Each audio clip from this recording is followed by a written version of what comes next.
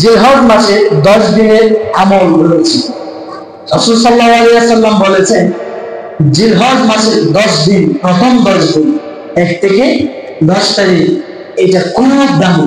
খুব দামি বলতে গিয়ে তিনি বলেছেন যে দিনগুলোর মধ্যে এই 10 দিন হচ্ছে বছরের দিনগুলোর মধ্যে সবচেয়ে শ্রেষ্ঠ দিন হচ্ছে, এবং আল্লাহর কাছে সবচেয়ে পছন্দনীয় দিন হচ্ছে এই জিলহজ মাসের প্রথম 10 দিন। সুবহানাল্লাহ।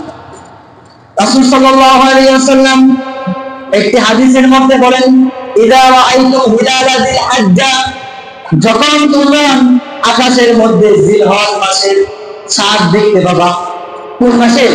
জিলহজ মাসের চাঁদ দেখতে পাবা, তখন তোমাদের জন্য করণীয় হচ্ছে আহাদুকুম আইয়ুরাহিয়া, যে ব্যক্তি জিলহজ মাসের চাঁদ দেখার পরে ইচ্ছা করবে যে আমি কুরবানি দেব, কি দেব? কুরবানি দেব, তার জন্য করণীয় হচ্ছে ফালইউমসিক আন শারি ওয়া আবতারি, মুখের মধ্যে যে চুলগুলো রয়েছে, মুছ, দাড়ি এবং চুল, সেজন্য এগুলো ছোট না কাটে এবং নখ যেন সে না ফেলে দেয়। অর্থাৎ জিলহজ মাসে প্রথম দিন সে যে ব্যক্তি ইচ্ছা করবে যে আমি চাঁদ দেখেছি আমি কুরবানি দেব, সেজন্য 10 দিনের ভিতরে চুল না কাটে, মোষ না কাটে, নখ না কাটে। বুঝতে পেরেছেন? এটা কেন আপনার প্রশ্ন করতে পারেন যে আমরা কেন করবো?